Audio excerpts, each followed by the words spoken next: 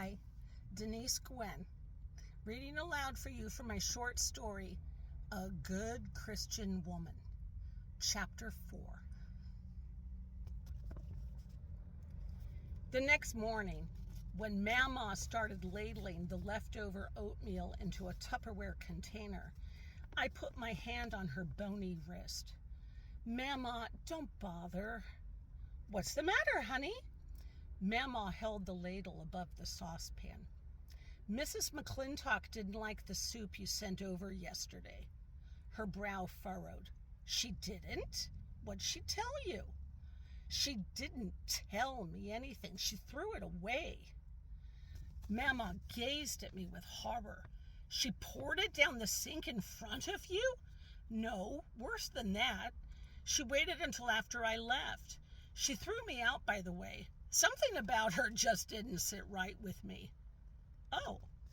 "So I went for a walk, and when I went past her house a half hour later, she'd dumped the tureen onto the compost pile." "Don't bother with the oatmeal, Mama. She'll just throw it away." Mama gazed at me for a long moment, then lowered the ladle. She stood at the kitchen sink. Her shoulders slumped. Well, I slid my arm around her tiny waist. "Mama, she ain't worth it. She threw that soup away like it was so much garbage. I didn't want to tell you. I didn't like the way she sent me packing. She claimed she had a hairdresser appointment." A renewed throb of anger laced my heart. How could Mrs. McClintock be so unfeeling? Mama drew my hand away from her waist and held it as she walked me into the front living room. We stood at the massive picture window and gazed across the street to Mrs. McClintock's front porch. "What's the matter with her?" I asked. "That was a shitty thing to do." "Oh, well, she has her reasons." "Aren't you mad? Your homemade parsnip soup?" "It's all right. How can you say that?" She smiled at me. "Sick people do funny things.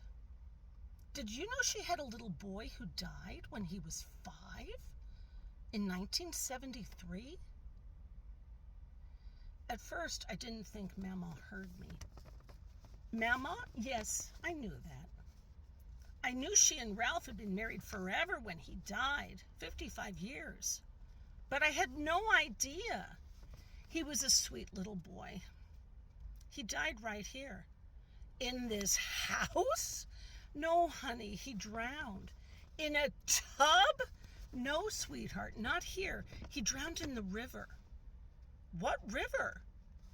She pointed to her left. "In the East Fork of the Little Parkersburg River." "That crappy little creek that runs through town? Are you kidding me?" "It wasn't such a crappy little creek back in 1973. It was a raging river back then." "Oh." "I wasn't there, of course, but from what I heard, it was an accident." She wrapped her arms around her chest. "Poor Joan. I had no idea." Mama turned to face me.